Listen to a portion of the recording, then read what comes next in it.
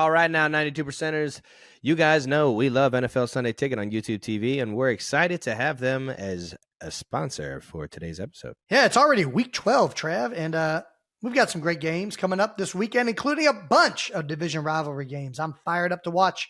Luckily, it comes with multi-view, so I can watch 4 games at once. Well, I'm going to be playing at 1 o'clock Eastern on Sunday, but Jason, who are you putting on your multi-view? Yeah, I mean, I think I'm going to go Chiefs-Panthers for obvious reasons. Probably go Lions-Colts because I really like watching the Lions play. Former offensive coordinator Shane Steichen. Probably go Cowboys-Commanders just because it's NFC East. And then Vikings-Bears in division game. Vikings have looked really good. Interested to see if they can continue to look like the team they have. Remember, right now you can get the Thanksgiving sale price of NFL Sunday Ticket for just $89 when you sign up today. We're racing to the playoffs, and that price won't last long. Offer ends December 2nd. No cancellations, terms, restrictions, and embargoes apply. All righty, I'm excited to talk about our next partner, Disney's Moana 2. Heck yeah, baby. That's right. Moana 2 is coming to theaters near you on November 27th.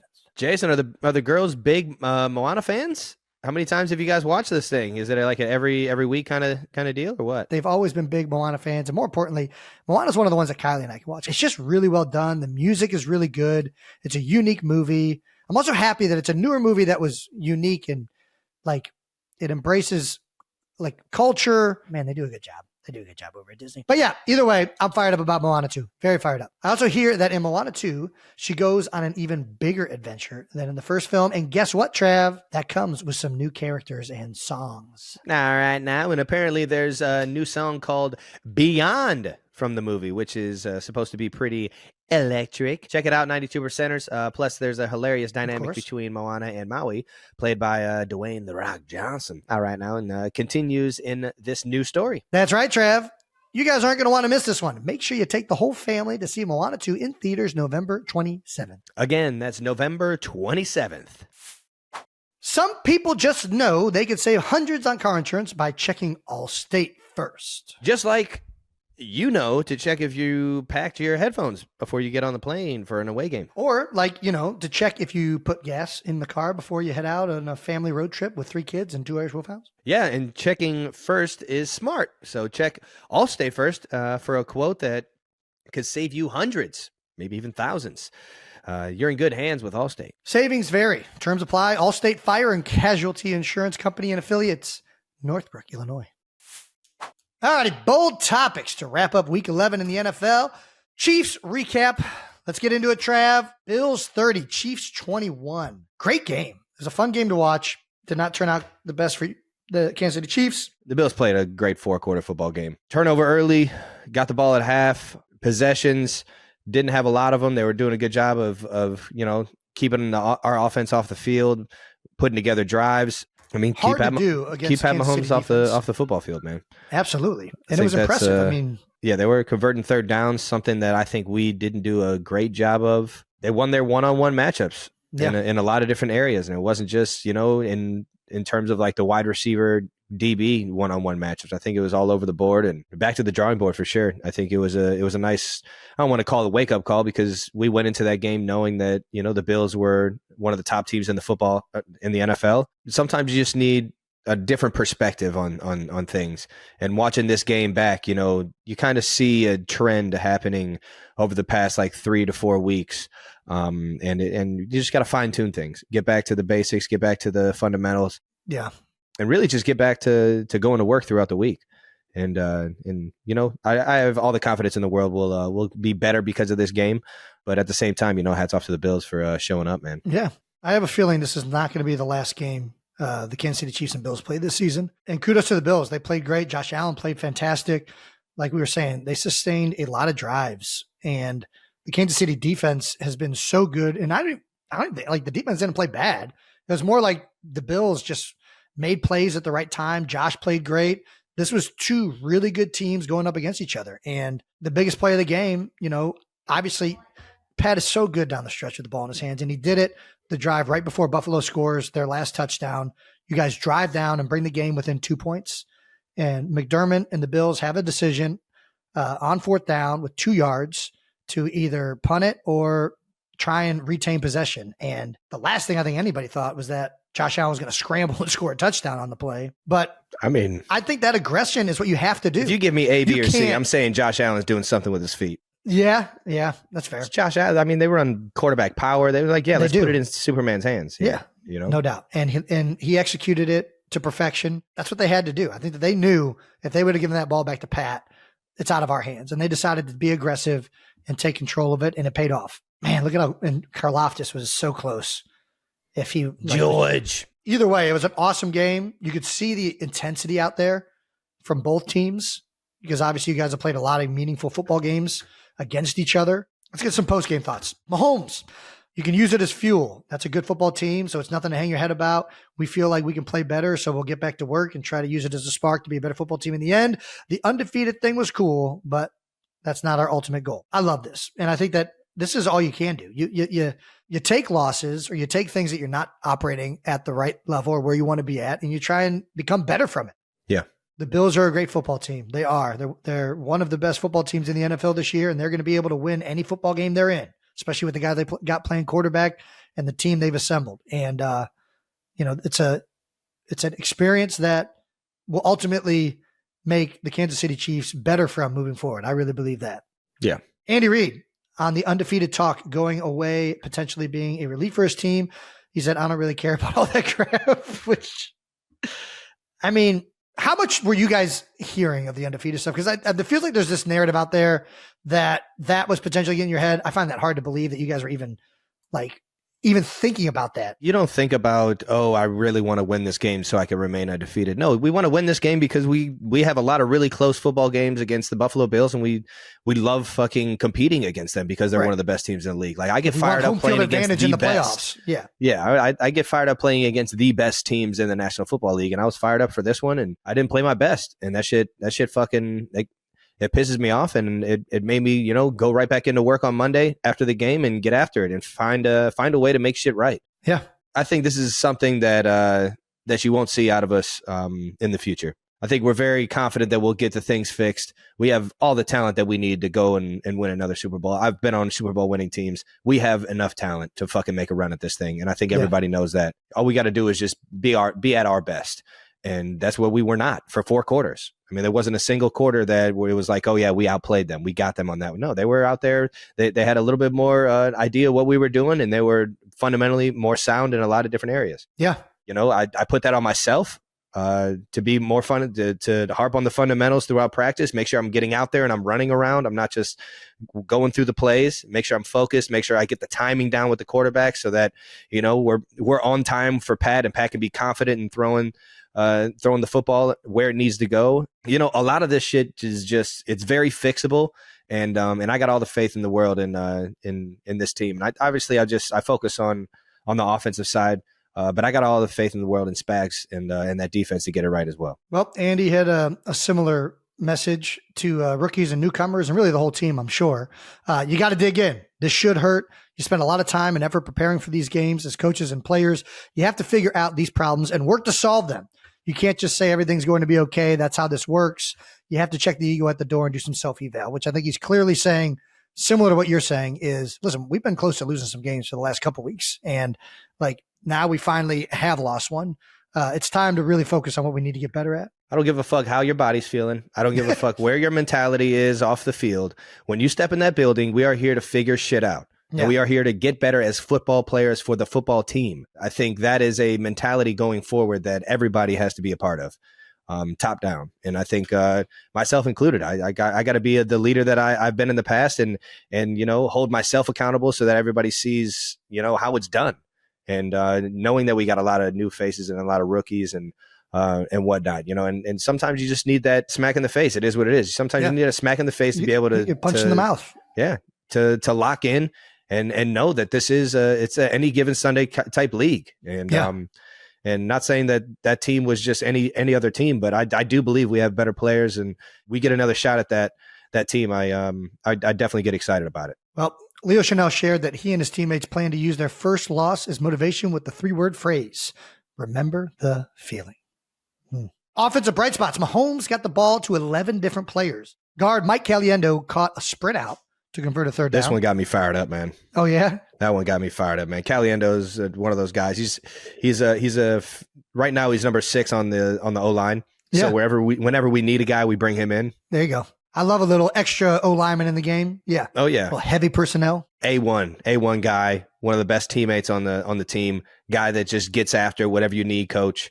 And we put him in a situation where he's just got to feel it out. He's got to feel the area out, and on top of that, be ready for the football at any moment, because Pat is. Yeah. And Pat trusted him. And he put it right on him for a big time third down. Put it right on his chest. For those of you wondering what this is called the side view. They call it in sprint out or boot naked action. You have somebody that secures the edge for a second, and then it's his job just kind of be like a last minute, like kind of safety mechanism for the quarterback to dot him the ball if everybody overplays the naked action like they do. Do you feel like the Chiefs offense is making progress to where you want to be at in January? Of course. I know it wasn't progress. Game. I don't know if progress is the right word. I think obviously there's good games, there's bad games, whether or not you come out victorious or you're winning your one-on-one matchups. How well did we execute the offense? A lot of people like to go into practices and say, did we have a good practice or a bad practice? No, we just fucking had practice. Right. You know, we figured out either how not to do shit or we figured out how to do shit. Right. And I think right now we're still figuring out how to run this offense the best, or how to be at our best when the play's called. You know, that every play can't be like the best play possible that the other team has no idea is coming. Yeah, you're not going to out scheme them every single time, be wide open. Sometimes you got to run the ball knowing they know the exact run.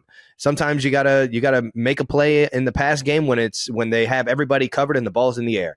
You have to be able to make shit right. You know, Coach Reed does a great job, and the offensive staff and the defensive staff here in KC does a great job of putting us in positions to have success. But then it's our job to go out there and make that shit happen.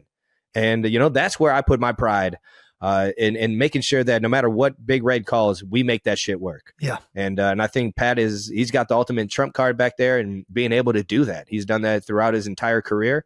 And that's the goal. The goal is to keep trying to make everything that Coach Reed calls, whether it's something that they got to tick on or not, we got to make that shit happen. And I think that's the direction that we're going for sure. And to what you just said, that's the thing that's made Pat so unique is, you know, I think Andy is as good at dialing up plays as anybody in the NFL. He's going to get you guys in a lot of advantageous situations. But when it isn't the advantageous situation, that's when Pat really is special. He can then improvise and do things that a defense can't prepare for because it's going to be something that is unique to that situation. And that's the great equalizer. So, yep, you know, that's the kind of ownership and pride you guys want to have, and knowing as players that at the end of the day, you know, we're the ones out there playing and we got to make things go. So love that.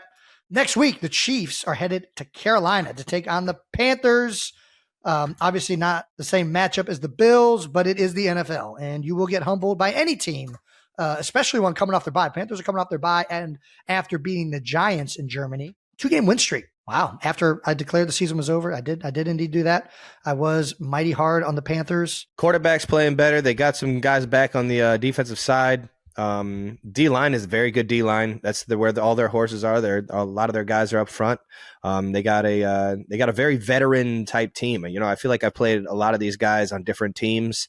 Vikings, Broncos, kind of all over the league that have had this style of defense, and we're gonna have a fucking challenge. They've seen us at our worst these past couple of weeks. We just haven't been playing our best, especially on the offensive side of the ball. And I think that's going to motivate them to feel like they have a chance. It's up to us, man. It's a mentality game, man. We go in there and do what we know how at our best. I don't think there's a team in the league that can beat us. Yeah. Let's move along to the Eagles, baby. Eagles, a little Thursday night football action against the Commandos. Oh yeah, baby. Eagles 26, Commanders 18. Washington had been they came out the gates hot, and they've had a bit of a up and down the past like 3 or 4 weeks, I believe. Yeah, I mean, they've still been good. The Commanders are a good football team. They really are. They're well coached. Dan Quinn is a phenomenal head coach, and we're seeing how different that Dallas Cowboys defense looks with him not at the helm. I just think he's very good at utilizing guys within his system, scheming things up. There were a number of things he did in this game that stalled the run game out. The run yardage might look good because it ended good at the end of the game, but there were a lot of negative runs and things that they did that I think kind of threw the Philadelphia Eagles off, especially early in the game. And eventually we saw kind of what I think is probably the Commanders' weakness this year, which is the trenches on both sides. I just think that they are a very good team. The quarterback, Jaden Daniels, has played out of his mind for the majority of the season, especially as a rookie. I just think they're going to struggle against teams with good offensive lines and good defensive lines. I just think that they have good players. Their offensive line is filled with a lot of journeymen that have played football in the league for a long time, and they are good players.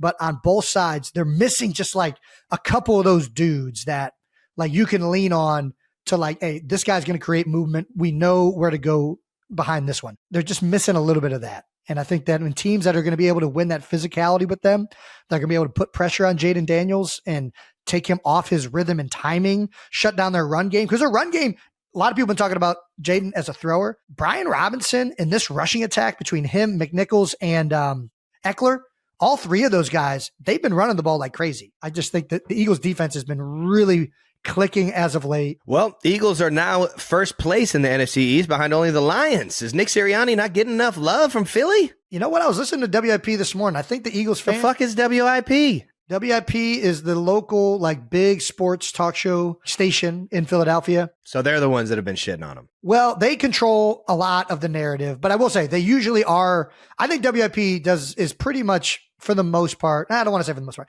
WIP is oftentimes just a reflection of what the fan base truly thinks about the team. Yeah, that's how you keep the fans involved. Sometimes they are wrong. That's how you keep them listening. Sometimes they are wrong. See, that's what I mean. I told you, Sirianni is done. They're also, it tends to be the loudest fans, which, you know, hey, listen, I go on WIP. I like listening to WIP for these exact reasons. I like hearing those perspectives.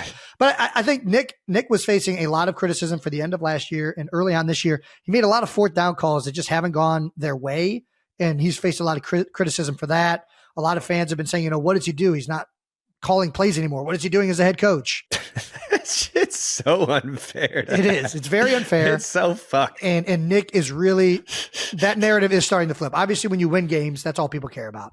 And at the end of the day, what I think Nick does a really good job of doing, he's a great communicator. He does a wonderful job in team meetings and communicating who we are as a team, what we need to do, how we're going to attack them, what we're going to be on offense and defense, making critical decisions in the games, which some of them haven't gone his way this year, but I still don't disagree with most of those decisions.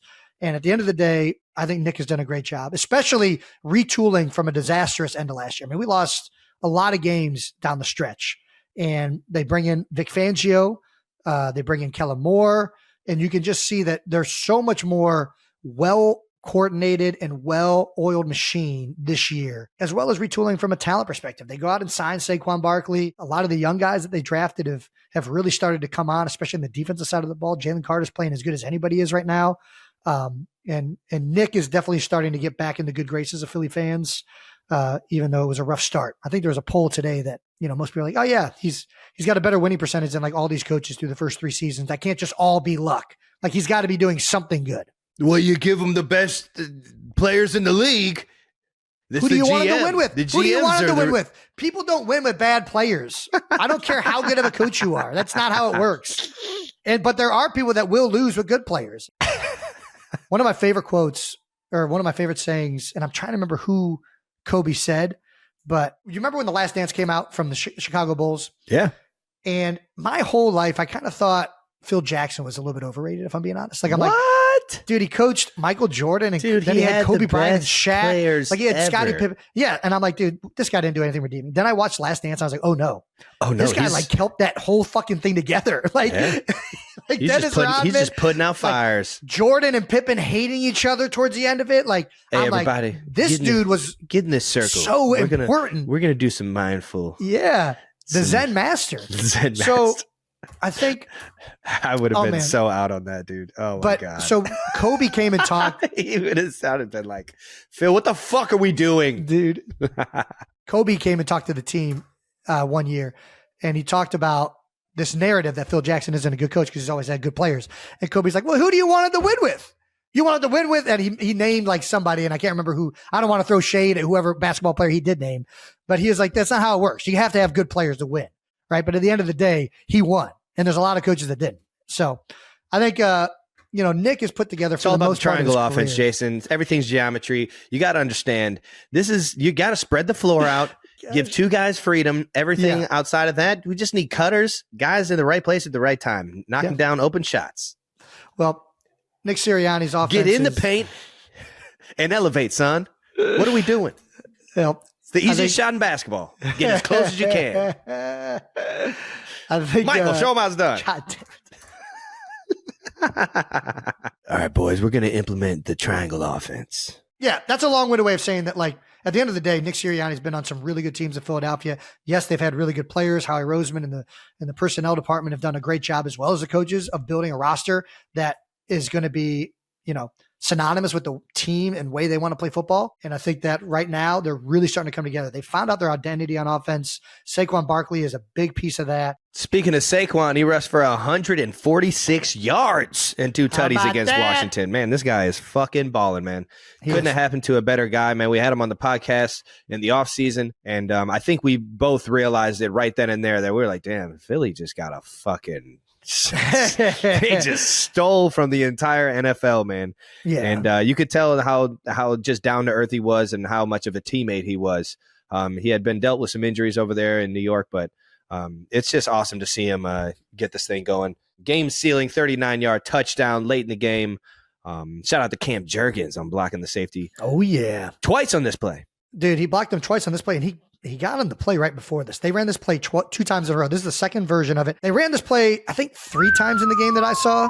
Yeah, he obliterated. You just see the offense. Just everybody's creating grass. Half of their team is outside the numbers. Yeah. And when you get a defense trying to play their gaps so far that they're like damn near on the sideline, it just creates so much room for a guy with speed and vision to be able to work with, man. They're playing this like 4-minute defense. They got the dime in front there, and the safety's down, weak side, and Cam does a great job of getting up to him. His hands are so strong. He has that great like 3-inch punch that is just so violent when he connects. He launches guys in space. God damn. So they ran that play. The play right before, they ran that exact same play to the left. And Cam, if Landon would have held onto that block, they probably would have scored on that play because he did the exact same thing to the guy. Just launched him. Yeah, check this out. Bow! Jesus. So strong. And he knew it too. He did a little head bob right there. Oh my gosh. Big jerky. Beef jerky. Jerky jerkins. Huh! Jesus, kid. Right get up. Make a play. Fuck, I'm back on the ground. Man, that's tough. Saquon had a couple big ones at the end of the game. He had that one, and then the play right before that he scored the touchdown on. Not right before that, but the drive before that when he scored the touchdown on. They had been, when teams play a shell, like let's say we're 2x2. I don't know if this is worth getting into, but you run a zone play weak side, and that nickel plays the B gap late to the weak side. You know what I mean? Yeah, I hear you. We call it a nosy nickel. They were doing that a bunch, and that ball was getting so close. Like Saquon had like 2 or 3 that could have been huge hits right through that B gap. Yeah, but Devontae the first time, if he just would have dug the nickel out just a little bit harder, that would have been explosive. Then there was another one where it just kind of got in the way enough, right? Where it ruined the run. Right before it, he scores a touchdown on it. I think they got confused. I don't know if Bobby didn't know that they were rotating down to the tight end, but they didn't have anybody in that B gap, and it was a out the gate 25-yard touchdown, whatever it was. But anyways, they really should have done better on the ground. I thought Dan did a really good job of scheming some things up, but I came away from the game. I mean, this was really positive. Saquon is so good, man. The speed and jumping over people, that's a lot of the stuff that people notice watching him. What I notice is he's got such good vision. He makes so many plays and makes reads that I've never seen or played with a guy make. I mean, you could argue LaShawn was as good at it. LaShawn was maybe the shiftiest guy I've ever seen play football. But Saquon does so many things. He's patient when he needs to be. He gets through the hole with explosion when he needs to. He hits it front side or back side. He's running duo. He can get it to that back side, which is so hard to see. He just does a phenomenal job of creating runs. And combined with this offensive line and the quarterback they have and the threat he is, good luck. So anyways. Well, Saquon's rushed for 1,000 yards, 1,137 yards and 8 touchdowns so far this season. Just 175 yards behind his season best with 6 games left? Yeah, I don't want to jinx anything, but yeah, he's looking pretty good about midway through the season here. The last running back to win MVP of the National Football League was Adrian Peterson back in 2012. That was the last non-quarterback to win it as well. How about that? Should we stop calling it the MVP and just give it to the best quarterback, like the most valuable quarterback? Just announce that the best quarterback is the MVP. Yeah, the most valuable quarterback, and then because then the offensive player of the year, that's the one that kind of gets shuffled around to like running backs and wideouts, and I don't even think a wideouts won it. But yeah, I don't know. I just think I think there needs to be some other metric for outside of quarterbacks. Well, it's hard because there's so much being put on the quarterback. Yeah, and the reality the is got the ball in his hands the most of the time. So I get it, but yeah, the reality is the majority of the quarterback is the most valuable position on offense. So it makes sense that they're the ones winning this award the vast majority of the time. Every once in a while, there is a running back like Adrian Peterson in 2012, where it's so obvious that the only reason this offense is successful, or the main reason this offense is dominant the way they are, is because of how good that player is. There can absolutely be a case made for Saquon Barkley this year in the way he's playing and how he has elevated the offense and what the offense has turned into. Because we've always been a running team a little bit with Jalen, and kind of the attributes that he brings opens a lot of the run game up. But they have really turned into this run and play action team, first and second down, and they're embracing it. And Saquon, he has made the offense and the team so much better as a player and as a person. I think it's a very good argument that he is the most valuable component to a team this season. We'll see how the rest of the season goes. I think there's a lot of people saying, because of the tush push, he's missing out on a lot of touchdowns. Anybody that's taking touchdowns away from Saquon Barkley, that's making him less valuable, I think shouldn't even be allowed to, choose who an MVP is. The dude is being dominant. I don't think that that's a metric that should gauge that. Well, talking about those touchdowns, Saquon has landed on the 1 yard line 9 times this year. That is it. And he has 8 touchdowns. So you add those 9 to it, he'd be sitting at 17 right now, halfway through the season, and that would be insane. Yeah, I mean, it's probably not 100%, but let's say out of those 9, he probably ends up with at least 7 touchdowns. I think that's probably a good percentage off of those. From the 1 yard line, I like Saquon giving the ball. I think that's about a 80% chance. Yeah, I think that's fair to say, and that's a lot of touchdowns. It's crazy. I wonder how many times I've been stuffed at the 1 yard line. Dude, it's hard to get in there. It's tight spaces. Like Stout said, it's like cramming salt up a fat lady's ass down there in that 1 yard line. Man, not a lot. Shit's watertight down there, man. Oh yeah, like crab rear end. What's the other one? The duck's bottom. You ever heard that one? There's something with a duck in a bottom. Anyways, next week the Eagles head to Los Angeles to take on the Rams. Nice. Unrelated question: who's going to win the NFC West? Great question. I mean, it's a race over there with the Niners and Seahawks and Rams. I think it might be the Cardinals. Cardinals are going to find their way out of there. I mean, they already got a game up on everybody, right? They're leading. They're leading. I want to see Kyler continue to play the way he is. Like at the end of the day, you just have to see it proven. You know what I mean? And the 49ers have proven it more over the past few seasons. Matthew Stafford has proven it in the past, and Sean McVay, as well as, the Seahawks and Geno. Both of those teams have proven it, have a track record. They've won Super Bowls. They've been in Super Bowls. Cardinals are hot right now. But the Cardinals are hot. Jonathan Gannon has them playing really well. They have a great running game, and Kyler Murray's playing really well right now. So yeah, he is. It'll be interesting to see. But if they keep playing like this, I think it's the Cardinals. Yeah, there you go. Eagles right behind the Lions over there in the NFC. Who would have thought?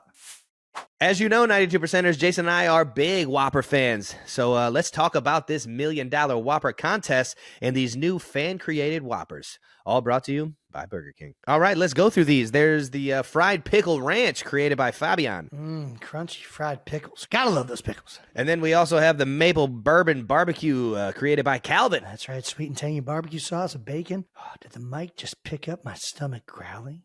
And last, there's the Mexican street corn Whopper created by Kelce. Crunchy tortilla chips with roasted corn spread and spicy queso, and it was created by a Kelce. And these Whoppers are only around for a limited time, so America, go try them. The original Whopper is getting some serious competition with these new creations, and you can crown your favorite at bk.com/MDW. At BK, have it your way. You rule! After years of fine print contracts and people getting ripped off by overpriced wireless providers, if we've learned anything, it's that there's always a catch. So when we heard that all Mint Mobile wireless plans are $15 a month, when you purchase a 3-month plan, I thought, what's the catch? But after hearing about it, it all made sense. That's right. there isn't one. Mint Mobile's secret sauce is that they sell wireless service online. They don't have retail stores. Instead, they deliver premium phone plans directly to you. All plans come with high-speed data and unlimited talk and text delivered on the nation's largest 5G network. Plus, you can use your own phone with any Mint Mobile plan and bring your phone number along with all your existing contracts. To get this new customer offer and your 3-month unlimited wireless plan for just $15 a month, go to mintmobile.com/newheights. That's mintmobile.com/newheights. $45 upfront payment required, equivalent to about $15 a month. New customers on first 3-month plan only. Speeds slower above 40 gigabytes on unlimited plan. Additional taxes, fees, and restrictions apply. Please see Mint Mobile for details. We love our dogs. That's right. They complete us. And all we want is peace of mind that we're doing what is best to keep them healthy and happy. And that's where the Farmer's Dog comes in. The Farmer's Dog makes and delivers fresh, healthy dog food right to your front door. It's developed by vets, nutritionally balanced, and made from real meat and veggies to safety standards of human food. Traditional dry and wet dog food options are highly processed, can use much lower quality ingredients than they claim to, and are extremely difficult to portion, Travis. The Farmer's Dog isn't just fresh, higher quality food. They also send the food pre-portioned specifically for your dog based on their unique nutritional needs. It doesn't matter if your dog is young or old. It's always the right time to begin investing in their health. That means more happy, healthy, and full years together. Get 50% off your first box of fresh, healthy food at thefarmersdog.com/newheights. Plus, you get free shipping. Just go to thefarmersdog.com/newheights to get 50% off. That's thefarmersdog.com/newheights. The rest of week 11 in the NFL coming at you fast, and it is brought to you by Burger King. Oh, the king of That's burgers. right. All right. We're going to get to the Whopper recap right now. Wildest news out of week 11. For the first time ever, the Detroit Lions are the favorites to win the Super Bowl. Congratulations. Yeah, we'll see how it is. Not to take away from anything the Lions are fucking doing right now, because goddamn, they look unstoppable. They do. They look very good. And we talked about, like, can a running back ever win the MVP? The league has shifted back to, this line of scrimmage, run and play action. Like the last few years, it's gone to this, the last decade, it's been really pass heavy, spread it out, dial it up with a when you got quarterback. Dan Campbell getting his guys to bite kneecaps, man. Holy cow. They are just run through your fucking face, man. Of the line of scrimmage. Dude, their 1-2 punch in the backfield, that might be it's impressive. Two of the best we've seen in the National Football League, dude. And they're kind of different. Like, I love the way David Montgomery's just a great every down back. Yeah. Or a great first, second down, like just run right at you. Gibbs, I really like watching him play. He's shifty. He's dynamic. He can do a lot of things really, really well. I think both of them combined are really just a very fun time. I didn't know this. They are nicknamed Sonic and Knuckles. So Sonic is definitely Montgomery. What? Gibbs kind of reminds me of like Knuckles. I could see that. I think you got it twisted. God Sonic is the fastest of the bunch. Yeah, but like Sonic doesn't, when I think of Knuckles, I think more of shiftiness from what I remember from those games.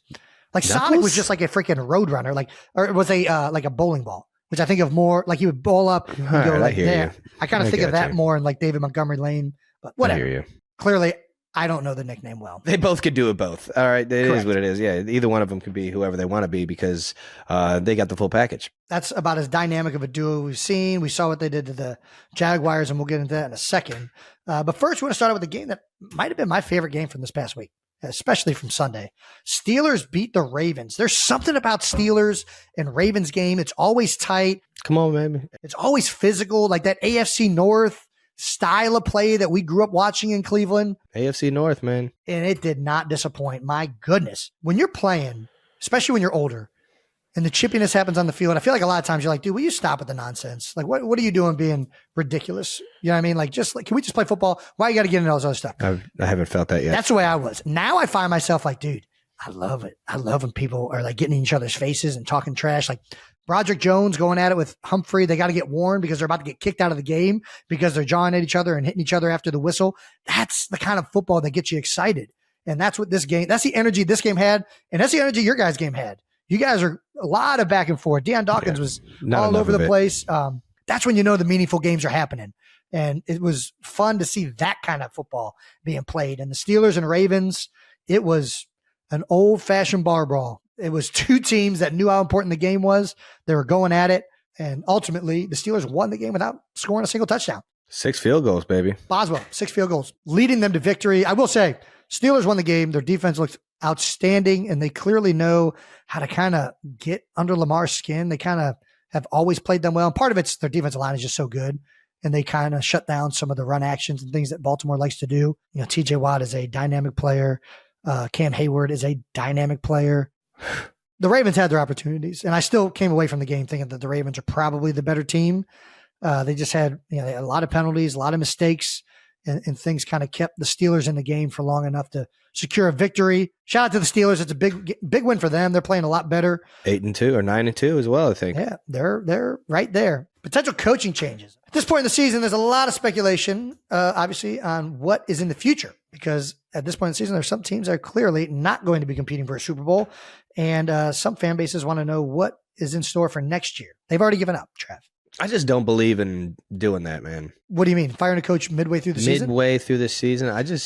I understand things can probably get hostile in the building between the front office and a head coach.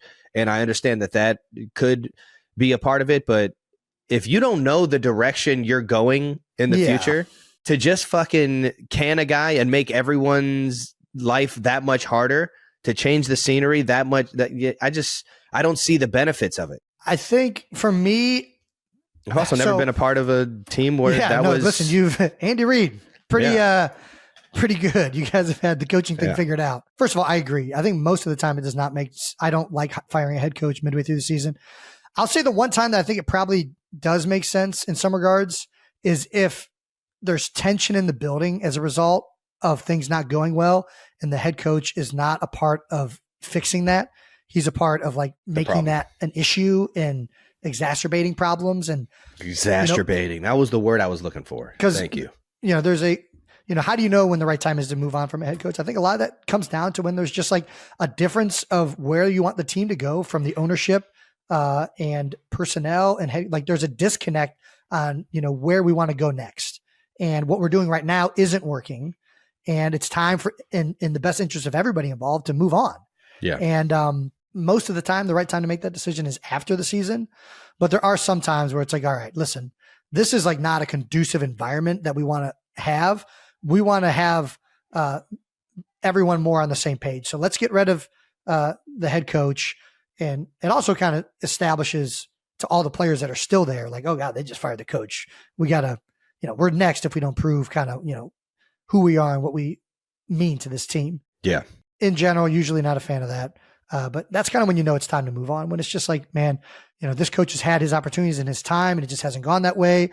Or in a worse way, it's like, man, everybody's finger pointing upstairs. That's when it's bad. When people are finger pointing upstairs, all the coaches in front office doors are closed instead of open. It's not a good sign. Yeah. Another blowout loss. So I guess these are who we're talking about. My man, Doug Peterson in Jacksonville, lost 52-6 to the Lions. Another blowout loss. I mean, listen, it has not gone well for the Jags this year. And I think there's a number of reasons for that.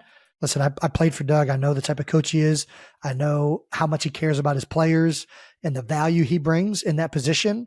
Oh, yeah. I will never not be willing to play and suit up for Doug Peterson. I'm right there with you, brother. Because of the type of guy he is and the way he coaches the game. So it hurts me that they're struggling down there in Jacksonville. And, ultimately the head coach bears the brunt of all this stuff. That's part of that position. But it's hard for me to go there with Doug because I know what a fantastic, phenomenal coach he is. Another one that people are talking about is, the situational failure with the Bears and Packers. Bears are now 5-17 in one-score games under Eberflus since 2022. Man, that's rough.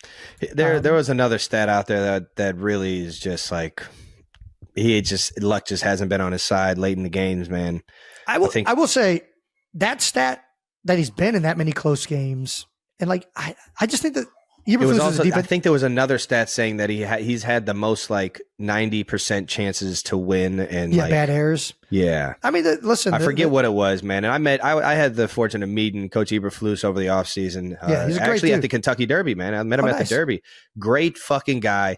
you could tell the guy just fucking loves ball, man. We were hanging out, talking ball just about the entire time we were around each other, man. Dude, he used to be the linebackers coach in Dallas, and he would coach Sean Lee and a bunch of those guys and give me fits. He's a fantastic coach. And defense has not been the issue for the most part in Chicago. They've played defense pretty well.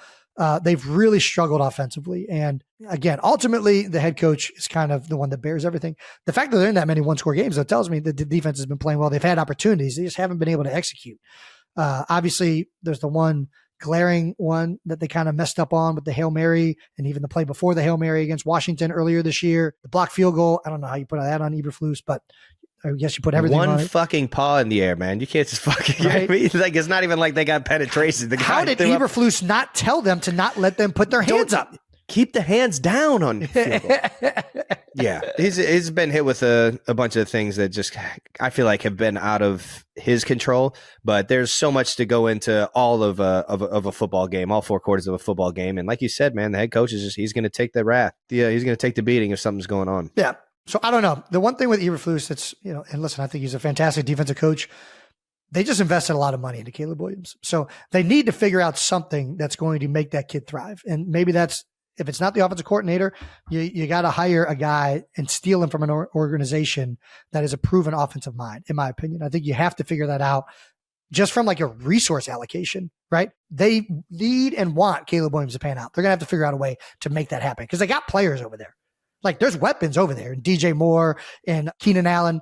They got horses over there. You know what I mean? So their offensive line has struggled a little bit, but even that, I think they kind of got some decent offensive linemen. They just haven't really executed as well. Big question mark in the NFL for head coaches is a very shocking one for me because I've had a lot of trouble going, or at least had a lot of bumps in the road going up against his team, and that's Zach Taylor at Cincinnati. Yeah, when you start seeing quotes, it's not a good sign, right? Jamar Chase said, "How do I do it? I don't know. Ask Zach. Ask the coaches. Don't ask me. That's not my job." What was the question? Was asked how can the team finish better?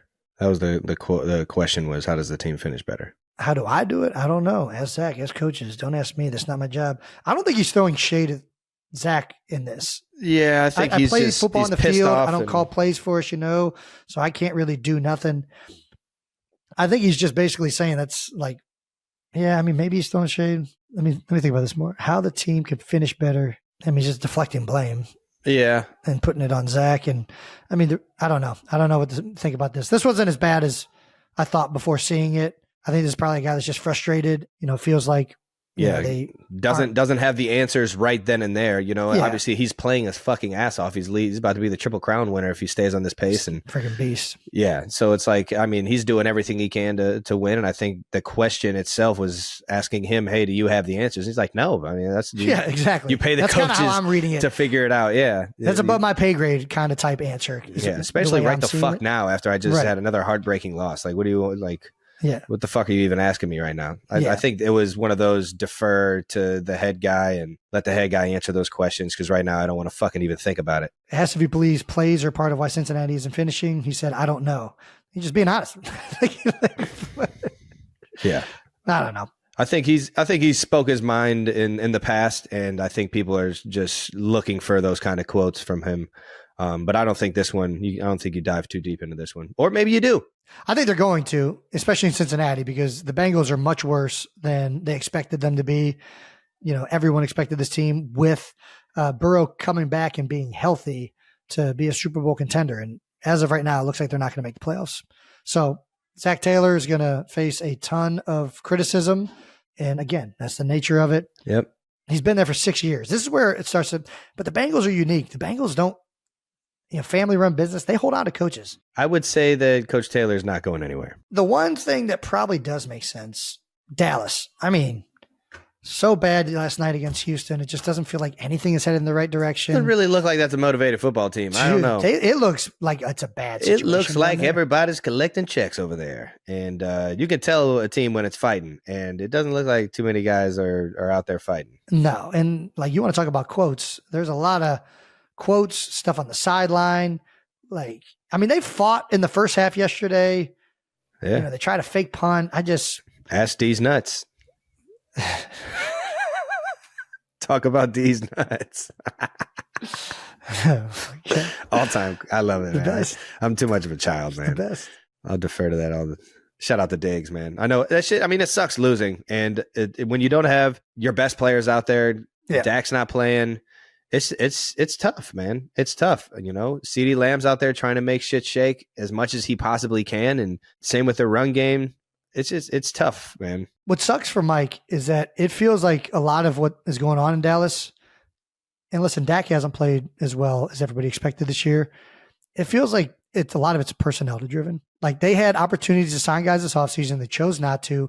They trusted the guys they had in the building. And a lot of those young guys and people that they trusted just have not played at a high level. And I don't know that you can blame Mike McCarthy for that. Maybe you can. I don't know who's making those decisions. Brandon saying, yes, you do. Our resident Dallas fan, intern Brandon. I think it's more Jerry's fault. That's kind of what I'm getting at. Like, Jerry's the one who's making all of these decisions. He's the one who created this fucking stadium so that the sun would peek through. He's the one that doesn't want to do maintenance on the ceiling. If we want to get rid of Mike McCarthy, go for it. I do think they just paid Dak all this money, similar to Caleb Williams. Like, they got to find a way to get him going for it to make sense. Oh, yeah. Like they've invested a lot of money. Yeah. I know that Caleb isn't getting, like, when that investment has been made in the quarterback, you have to figure out a way for that investment to make sense. And the Giants are in the same boat right now. Well, no, they're getting their cards have already shown. They're moving on from Daniel Jones. What? Is this news? Did he just get benched or something? He got benched. They're going to Tommy Cutlets, baby. What? Shut the. You didn't. I swear to God, Tommy Cutlets is back in it. You didn't hear this? No, man. Yeah, baby. Not only did they bench Daniel Jones, they didn't even go to Drew Lock. They went straight to Tommy Cutlets. Listen, I'm like, what is going on? They just want those shirts. They want everybody in the stadium like, hey, we know we're not very good. We're just going to be a caricature of a Italian dude from New York now. But no, I mean, this is clearly the Daniel Jones experiment is over. They're benching him so that he doesn't get hurt and they don't owe him a bunch of money. There's going to be a bunch of changes in New York after this season. But yeah, back to Dak in Dallas. We aren't talking about that one. How's that one not on the coaching? I mean, is Daboll, we think Daboll's safe? He was the coach of the year 2 years ago. I don't really know what to say about all this coaching stuff because it's hard to know what the right moves are unless you're in these buildings. Ultimately, coaches are responsible for the product, for the outcomes. Beyonce halftime is coming to you live on Christmas Day. I'm going to fucking miss it. Damn it. Yeah, baby. I can't wait to watch this one. Announced this week, Beyonce will be performing at halftime of the Texans-Ravens game on Netflix. Yeah, how much does the NFL hate the NBA Christmas games? What did Adam Silver do to deserve this? Listen, NBA does not have, Christmas, right? Yeah, they don't have, they're not the king of Christmas. Nah. Especially when the NFL's in town, baby. Hey-o. Come on now. We get some big time matchups. Texans, Ravens, Chiefs, Steelers. How about that? Who would have thought? I mean, these NFL people got to figure it out. Come on now. They're pretty good. Pretty good. Hopefully Netflix can figure it out as well. Because the last time, dude, hopefully they get the streaming stuff right. God damn it. My shit got froze literally on Mike Tyson's cheeks. Dude, that was it felt like a parody going into it. Yeah. Just from like Mike slapping him in the weigh-ins of course, the pre-fight stuff. Yeah, all that's like and then part of the bit. Dude, when he did the interview, and then because I'm pretty sure he did the interview with his son, that was his son that interviewed him. He kisses him on the cheek, which I've never seen that in an interview ever in my life. The guy is done with the interview right before his fight, goes and kisses another man on the cheek, says, "I love you," and then walks off, and the camera pans and slightly goes down so he can catch this guy in nothing but a jock strap. Dude, I'm not going to lie. I immediately sent that to fucking everyone. That was the funniest shit ever. I was not watching at this point. I'm kind of embarrassed that I watched this to begin with. I should have known better. What? But I couldn't help myself. Oh, man. I will say, though, the moment I saw that clip on social media, like, I didn't think Mike was going to win before, but I knew when I saw those cheeks he wasn't going to win. Come on. Lose your glutes, lose your game. He got an old man ass in that photo. Are you worth 60? If we're being honest, if we're being honest, wow, how are you supposed to keep your glutes past like 40? This is my point. This is why Andy said that. Lose your glutes, lose your game. You can't be out there with saggy glutes. He doesn't have the same. He wasn't bouncing. He tried. Yeah. He was trying to bounce around. But he could still whoop my ass, but to face like a legitimate person that trains in boxing is a whole nother thing. Yeah. I don't know, man. I just think that was some funny ass shit. Hopefully Netflix, though, back to the point, can figure out how the streaming to, especially if we're going to be watching all the Christmas games on Netflix. because I was pretty pissed. I was pretty pissed. It kept going in and out. It kicked me off about 4 or 5 times. I am pissed at nothing Netflix did. I'm only mad at myself for actually spectating that and contributing that stuff like that happens. I don't know what I just love Mike Tyson so much. I couldn't help but watch it. But I mean, I just love watching Cleveland. I knew kids. what I was going into before it like even happened. And I still just could not help myself. But you can't, nobody can. It's the best shit ever. I'm not gonna lie. The ass interview definitely, I think said it. I don't think I was going to watch it. Kylie and I were watching Great British Bake Off. And then I saw that ass interview and I was like, Kai, I got to watch ass interview. I got to watch this old man who used to be the baddest person on the planet try and go up against this fucking beast of a Cleveland kid. This baby. West Side just Cleveland kids living out their dreams, baby. That's what I'm here for. Shout out to the Paul brothers, baby. Dude, holy cow. Shout out to Jake Paul for not knocking out Mike. The Mike Tyson that we know, if he was in Jake Paul's position, he would have fucking KO'd that guy into a coma. Well, that's why Jake Paul's not Mike Tyson. He's got a heart. Yeah. They wanted to talk about the interview with the kid that was asking, what do you think of your legacy, Mike? And Mike said, I'm talking about the vicious Mike Tyson. Yeah, that's a different level. Yeah, if Mike Tyson thing is not changed about Mike Tyson, it's his ability to answer interviewers in the most spectacular fashion. You think I give a fuck about legacy? We're all going to be dead. Who cares about legacy when you're dead? Who Shout cares out about to what the young girl reporting. God damn, she was really kept it together. She was like, that wow. thing. That's a very interesting. I've never thought of it like that. They did not prepare me for this in my multimedia class in high school. I did not know that I was going to get ridiculous people to. Yeah, well, welcome to Fight Night. Okay, at some point, somebody's going to tell you that nothing you do in life matters because everybody's going to be dead, and you're going to have to act like it wasn't a ridiculous statement. Go. Okay, I understand that. I get where you're coming from. Okay. Shout out to Mike Tyson, man. Fuck. Dude, legend. All righty. That does it for Week 11 recap. Brought to you by Burger King. All right, now let's move along to No Dumb Questions to close out the show with some No Dumb Questions, because there's no such thing as dumb questions. 92%ers, just two dumbasses trying to figure it out. No Dumb Questions is brought to you by Mint Mobile. How about it, man? All right, we're going to answer some not dumb questions from our Heights Hotline voicemails today. How about it, man? Heights Hotline is hot. It's a hot hotline. Next caller on the Heights Hotline, what do you got for us? Hi, guys. My name's Ashley, and big fan of the podcast. But when we see, other 92%ers out in the wild, what are we supposed to do? For Eagles, we say, go Birds or Chiefs, but what do we say when we see a fellow 92%er out in the wild? Yeah. Should we be yelling anything at all? I like this. Should it be something, profane? I'm not sure. Probably not. Should it be something? Anyway, would love to know. Bye. Thank you, Ashley, for calling in on the Heights Hotline. Yeah, thank you very much. I don't think that's a dumb question at all. I think this is an awesome question. Yeah. I have not pondered. So, Jason, I don't know about you, but whenever I'm out and about, I do get random calls and shout outs from the 92%ers. No doubt. The real ones listening in every single week. I'll always get a good new news. Get that one. That's a banger. Yeah, that's a calling for all the 92%ers to unite right there. And then was profound? Is that what she said? She wants one that's profound? Profane is what she said. Asking if we should have a swear word in there, which, listen, I'm all for profanity, but this is yell out fornicating. I think that one that'll get everyone to be like, wait, what? I only know one guy that really talks about that on a weekly basis. We're going to be in a public setting. We should probably limit the profanity. Just yell Jumanji instead of fornicating. Jumanji! Somebody put Jumanji on.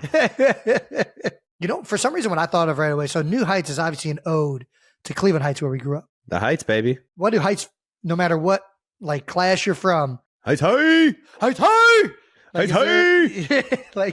That's the international Heights High greeting. Yeah. What can we bring that to New Heights? New Heights, New Heights. Or should we just do Heights High? I think New News is probably the best one. Well, New News is definitely the one that everybody goes, but New News always does it. How about you guys send us some recommendations? How do you guys greet each other out in public when not just us? What do you guys say to each other? What are the first things that you bond over when you see somebody wearing some New Heights apparel or somebody that watches the show? That's a tough one to answer for us, and I don't know that we have the credentials. The the power to make such an audacious decision for our fan base. There we go. Why don't we get another one? You hit us with another one, Matt. Hey, guys. Hoping you can answer a question that's causing a bit of a disagreement between me and the wife. Okay. When is the earliest appropriate time to put up the Christmas tree? Am I being a complete Scrooge by saying we should wait at least until after Thanksgiving? Thank you, and go Birds. I think Thanksgiving has always been the date. In the Kelce household, Thanksgiving was the day.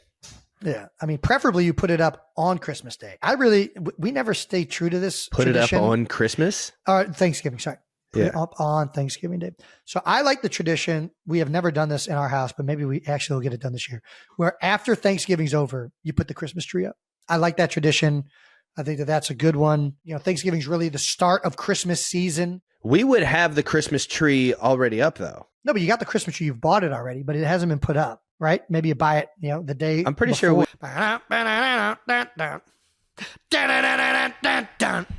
Tequila. No. This is the new theme song for Eagles. You guys are no. You guys. Tequila. Hey!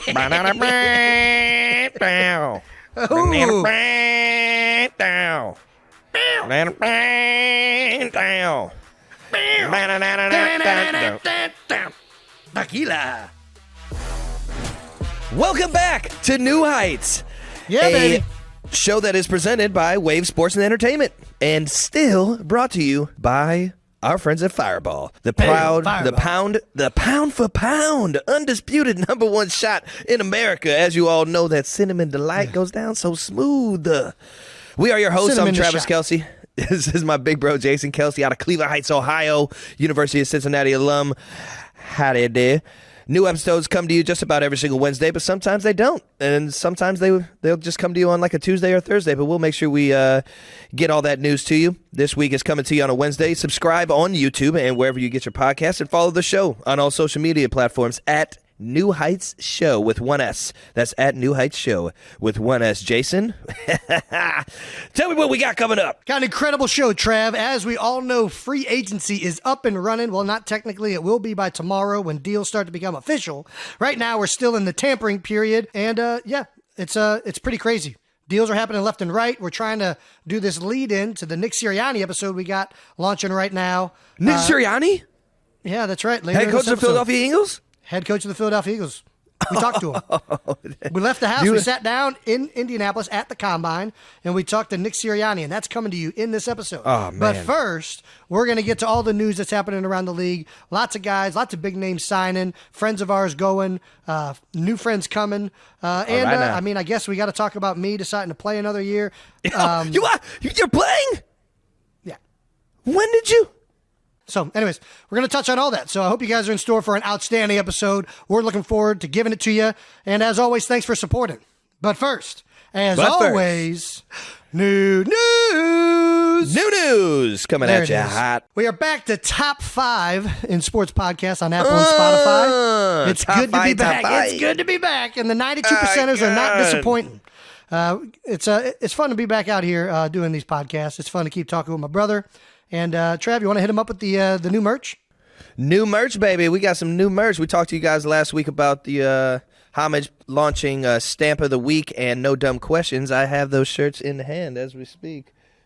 Ooh, that's a nice blue. And this is like almost like a Seattle blue and green right there. Oh, I like that. I like that. Ooh, that's the stamp right there if I've ever seen it. And then we got a little No Dumb Questions, just dumb people. Just dumb people. You already know.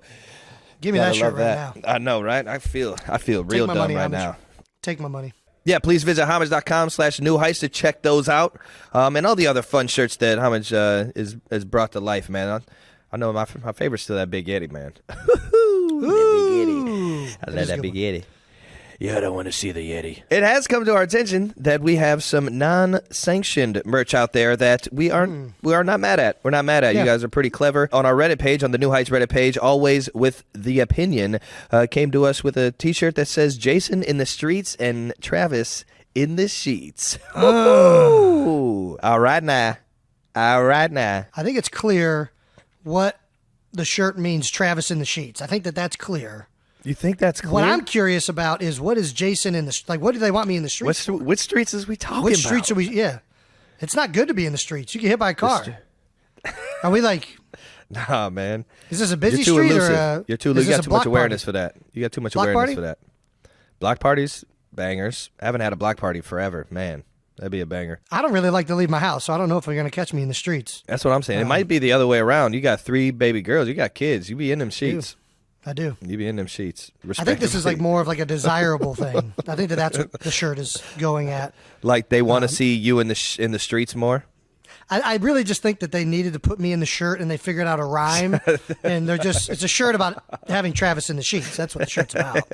Hey, it's not even. And then you slap a New Heights logo on it and, The position tight end, man. It's all fitting. But I'm out here in the streets, dog. I'm outside. You're out in the streets. You're in the streets and in the outside. Sheets. All right.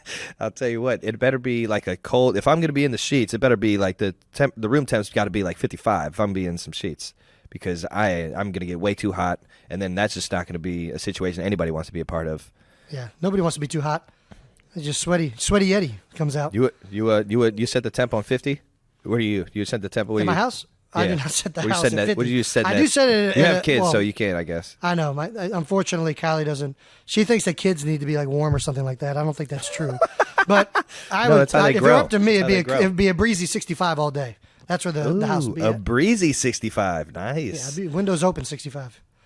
Probably terrible energy efficiency, but Yeah, Jason in the. It really should be Travis in the streets, Travis in the sheets, Jason in the seats. Because I'm sitting and I'm watching TV or that's pretty good. Whatever. That's pretty good. Yeah. Well, thank you to everybody, all the 92%ers on our Reddit page and some of the non-sanctioned merch that we appreciate. So keep coming up with the clever stuff, and I'm sure our team won't tell you can't do that. Yeah. We're not a big cease and desist. We're not a big cease and desist crew. We encourage creativity. We encourage artists. And speaking of creativity, we got a fan mention of the week right now. Comment of the week. Awesome comment on the YouTube video from earlier this week from the Daniel Jeremiah episode. This one is coming at you from Sarah Kaplan, who said, Jason, can you please sort NFL players into Hogwarts houses? And I love this. And I think we're going to do it right now. Trav, are you aware? Can you name the different Hogwarts houses? Yeah. One is. Don't read it. Pick your eyes up. One is. Do not read it. Is Hogwarts not a house? I thought Hogwarts was a house. Hogwarts is the school. Oh, okay. Well, there you go. No, that's good. I mean, that's a good starting point. So then which house is Harry Potter in? Harry Potter's in the magic house. He's got the wand and he does the magic. Oh gosh, this is good. How far off am I? You're not even in the ballpark, but you're in the school. What? You're in the school. So what school does he go to? He goes to Hogwarts. But you remember? Yeah, you know how at Cleveland Heights they had that small schools initiative. Small schools, and there were small schools within the big school. That's kind of the way Hogwarts is. There's 4 different houses that are within Hogwarts. You have Gryffindor, you have Hufflepuff, you have Ravenclaw, and you have Slytherin. Okay. And I don't know how the actual determination of which house you get into goes, but to me, it gets down to Gryffindor is like good people with ambition, good people that are trying to fight for goodness. Then you have Slytherin, which is bad people with ambition. Okay, which is it's bad people that are excited about being bad. And then you got Ravenclaw, which is that's really smart people. That's the AP class, AP house. And then you got Hufflepuff, which I think that's just all the leftover kids go to Hufflepuff. So all the misfits. I think it's just people with no ambition go to Hufflepuff. That's how I do it. So we got just out here kicking it. Yeah, I mean, well, they're good people, but they're Hufflepuffs. This segment just got so much fucking fun. All right, so do you want to go down the list of players? Just start throwing names at me. Let's see how it happens. Jason Kelce. Where's Jason Kelce? I mean, I'm going to put myself in Gryffindor. Come on, baby. What? You can't just put yourself in the best house. That's where Harry was? Harry, Ron, Hermione, all of them. Right on. Do I get in Gryffindor? I'd put you in Gryffindor. You're in Gryffindor for sure. I feel like if you're not in Gryffindor, you kind of... Ravenclaw. I mean, Ravenclaw and Hufflepuff are very respectable houses, but Gryffindor is Jalen Hurts. Gryffindor. We can't put everyone in Gryffindor, Jason. I mean, if you're going to throw Jalen Hurts at me, I'm putting him in Gryffindor. All right. Chris Long. Chris Long? Gryffindor. Everybody's in Gryffindor. You're asking me all my friends. NFL players? All right. My friends. Who doesn't Jason know? Kirk Cousins. Kirk Cousins. Ravenclaw. Ravenclaw. Smart. Okay. All right. What about Patty Mahomes? Patty Mahomes, man, I want to throw him in Slytherin because he just whooped our ass in the Super Bowl. But I got to say, I do think Patty Mahomes is a Gryffindor guy. He doesn't get excited about, yeah. I think he's a good guy with ambition, so I'm going Gryffindor. All right. Aaron Rodgers. Oh, my gosh. Don't throw this out right now. That's too newsy. There's too much going on with Aaron. Ever since he's got like the long hair though, like the John Wick look, it's kind of gave him a little cloud. Like he's kind of like like he's Aaron's excited about. I don't want to comment on the enemy. I'm leaving Aaron off. I'm deferring on Aaron. That's not a part of this segment. You have to say the house. Slytherin. He's in Slytherin. Wow, he said it. Fucking goddamn it. I don't even know what Slytherin is. All right. It's all right. Since we're on the Slytherin train, what about Joey Burrow? Joey Burrow? Yeah. Man. Do you know enough about him? Yeah, I mean, so he's an Ohio guy. He kind of has this, very charismatic way to him. I mean, if you're asking quarterbacks are going Gryffindor or Slytherin all day, and I'm going to put Burrow in Gryffindor. For you, he's probably in Slytherin. To Chiefs fans, he's a Slytherin guy. You already know. A very Burrowhead? respected, Man, dude. Very respected. You got a whole stadium named after you. That's crazy, man. Brandon Graham. Gryffindor. Stop asking me my team. What? Ask me Brandon Graham is 1,000% Slytherin. No, he's not a Slytherin guy. What? No. How much shit he talks? All right. What about Russell Wilson? Russell Wilson, man.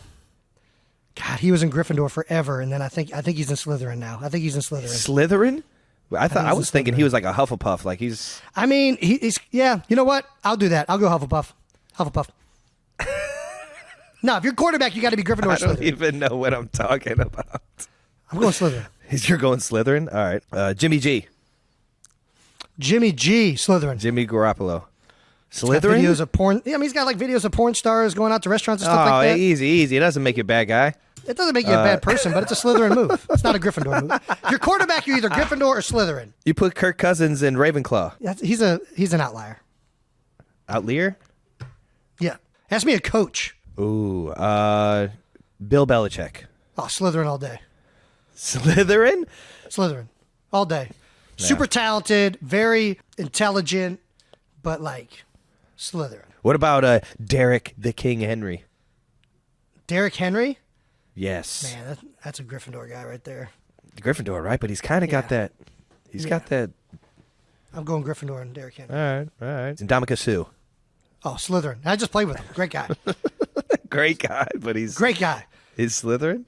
Slytherin. All right. He's... Because you got good people within Slytherin, but there's a certain mentality that Slytherin comes with, and it's this it's a defensive mentality. I'm enough, yeah. Dude, you have that mentality. I know. You might be Slytherin. I could be Slytherin. Dude. I could definitely be Slytherin. There's 100%. If I wasn't so good, I'd be in Slytherin. I fit a lot of the qualities. I'm a team guy. Well, Slytherin's team too. Death Eaters are a big team. What about a guy like Tony Romo? What was Tony? Tony Romo?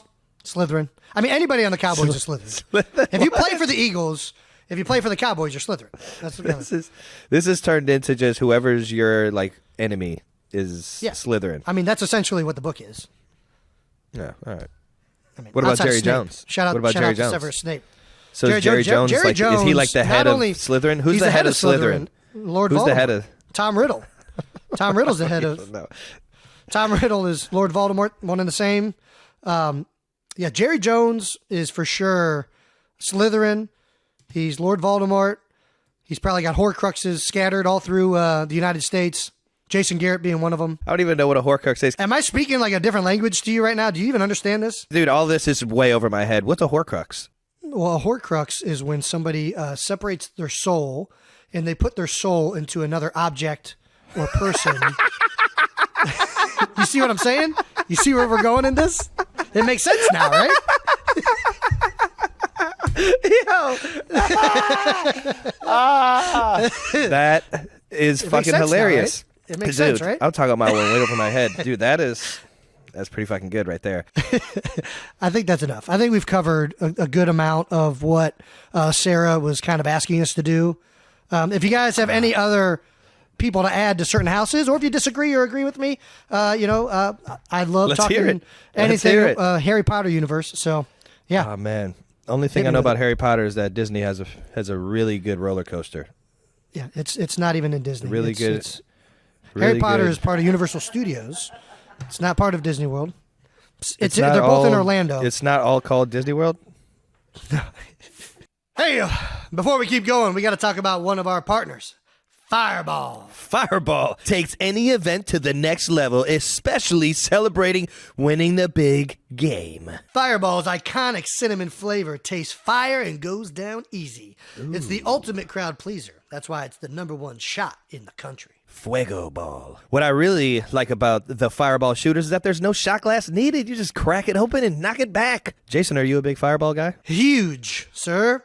Yeah, I'm a big fan of cracking it and enjoying it. And that's exactly what you do at Fireball. Wherever you purchase your fine spirits, make sure you check out Fireball. That's cinnamon delight. If there's one thing I get asked all the time, it's how do I maintain my health during the offseason? And the answer is simple. I take AG1 by Athletic Greens. Man, that was an easy answer. You guys probably didn't expect that Jason Kelce is a big greens guy, did you? Trav, this is way more than basic greens. This is like 9 products wrapped into one.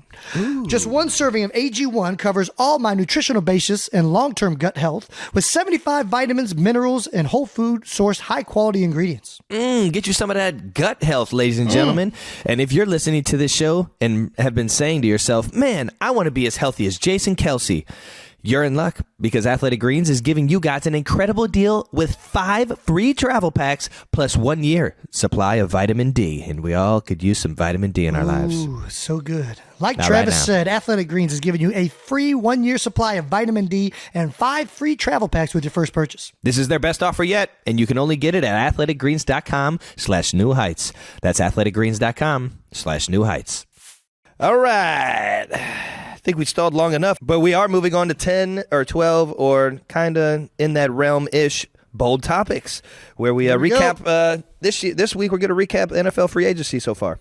And let's start with all the free agency news in the football world. And we all have been waiting for Jason Kelce to tell everybody exactly what he's doing for next year. And I think you owe it to your team.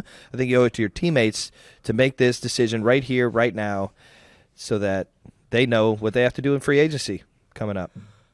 What are you talking about? What do you mean? I have to tell. What about free agency? You have to break the news here on New Heights. Travis, I announced I was playing another year yesterday. What are you talking about? What? You're playing? This is the biggest news of the week. Who cares about Aaron Rodgers when you got Jason Kelce coming back for another year? Woo! Did you? This is electric. Do you still think you're on Saturday Night Live? I'm so fucking pumped. I am so pumped. A professional actor right now? All right, you called my bluff. Everybody knows you're coming back. You tweeted out, I have put much thought into whether it makes sense to play another season after talking it over with my wife and many other friends and family. You didn't ask me what I thought, but I'll keep going. I didn't. I have decided to return for another year. Thank you to all my supporters and detractors. That was a long one. I never even heard of that. For fueling me. I ain't fucking done yet. With an exclamation point. I love it, man. You fired up the entire football world. ESPN was tweeting it. NFL was tweeting it. Everybody was on top of it, man. Biggest news of the offseason. Congrats, brother. Way to make a splash. Way to make a cannonball splash. You were more of a can opener guy. I had a good can opener back in the Forest Hills Park, or Cane Park. Yeah, I was about to say, there's no pool like Forest Hills. Cumberland. That's right. I didn't retire again. That's pretty much the news. I'm still playing football. I wish it wasn't news, to be honest with you. It's just something that I really think I go back and forth on, and I think it's important to actually think about this seriously because, as you know, Trav, there's a lot that goes into playing a season. It's not just the physical part; it's the mental part. It's everything that it encumbers. And I try to think about it as hard as I can. Obviously, playing in the Super Bowl, there's a little bit less time to think about it than I normally have. Mm-hmm. But it was important to make a decision before free agency started, or at least let the Eagles before free agency started know, that I was I was confident in coming back another year. Obviously there's money to be spent, there's deals to be made, and I want to make sure that Philadelphia has, a full. I want to make sure that they're in the best position possible, because obviously I'm coming back because I want to win. Obviously I'm coming back because Jalen Hurts is there.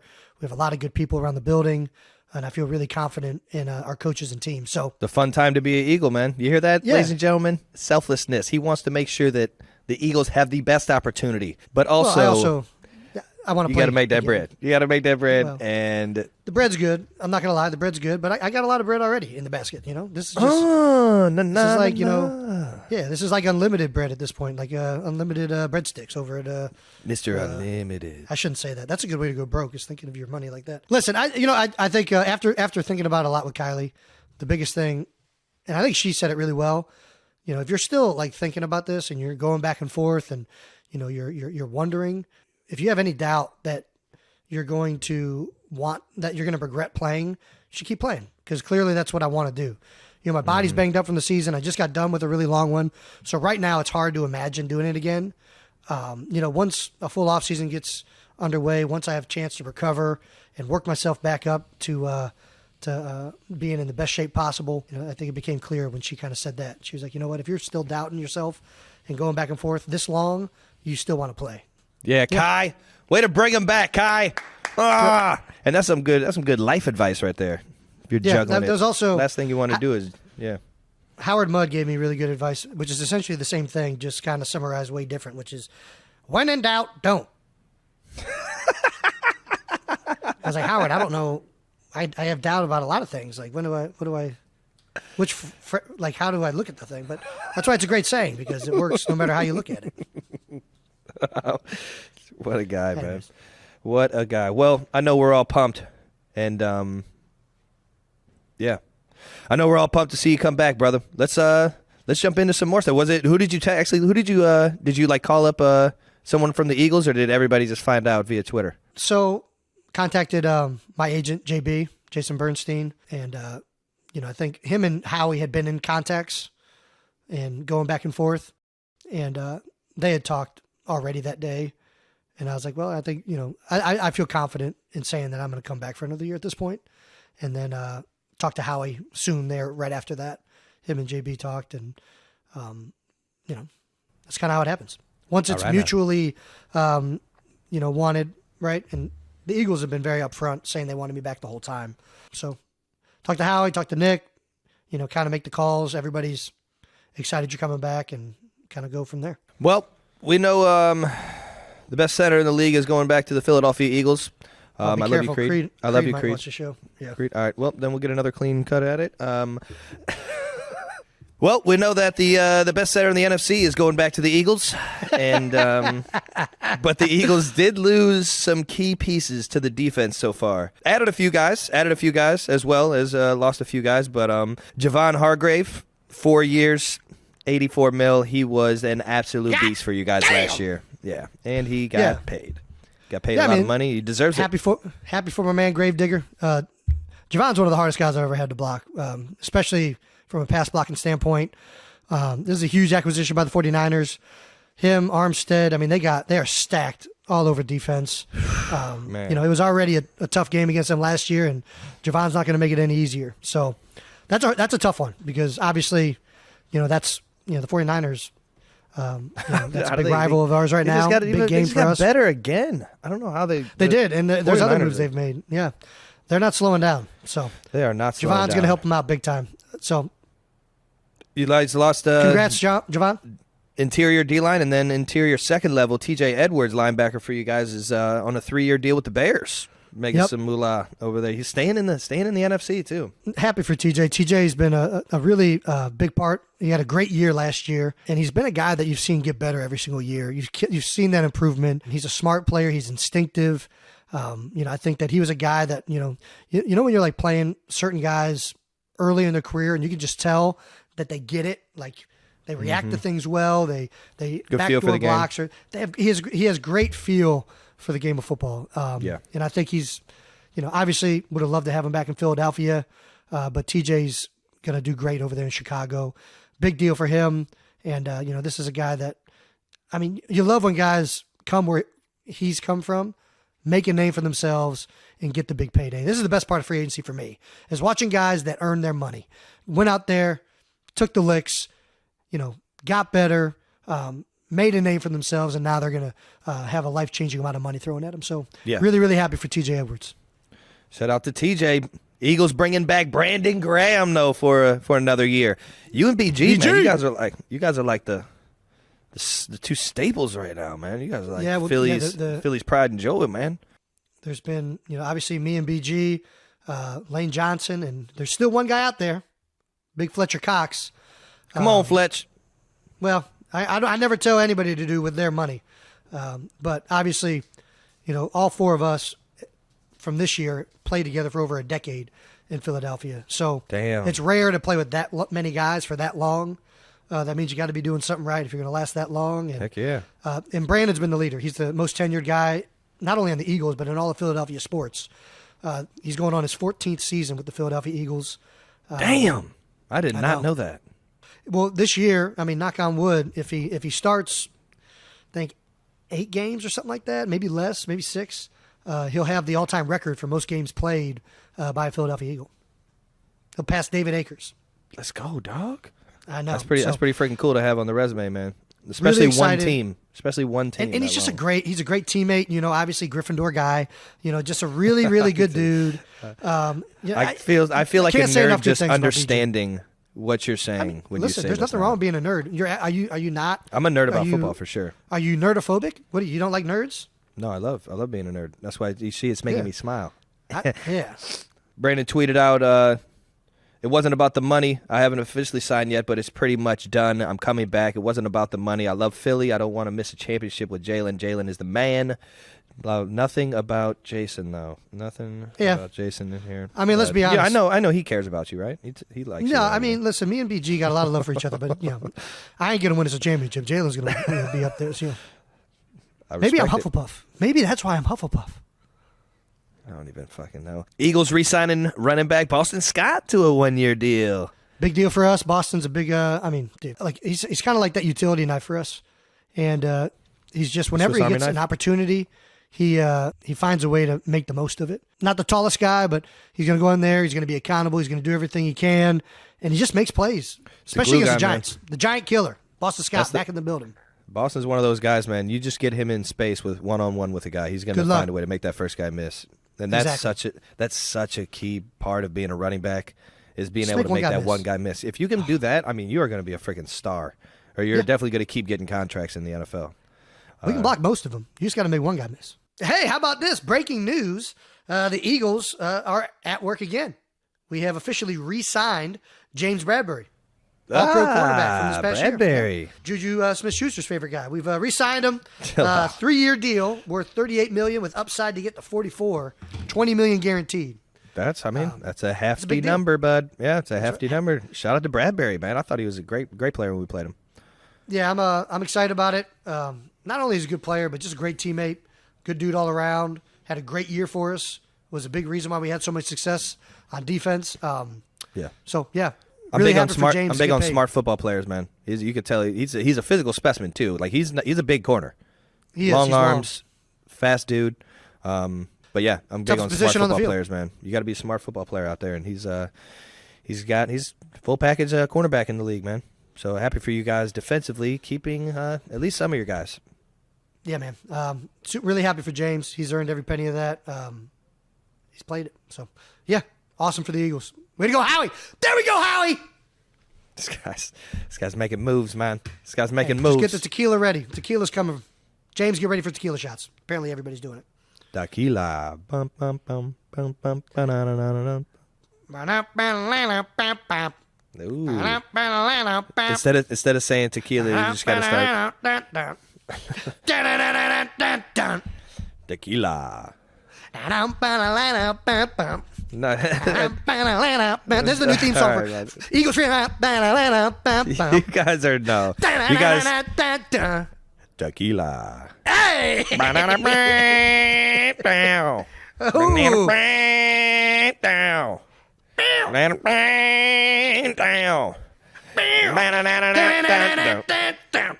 Tequila. Classic song. It's making me want to go drink right now. And you just can't help but say tequila.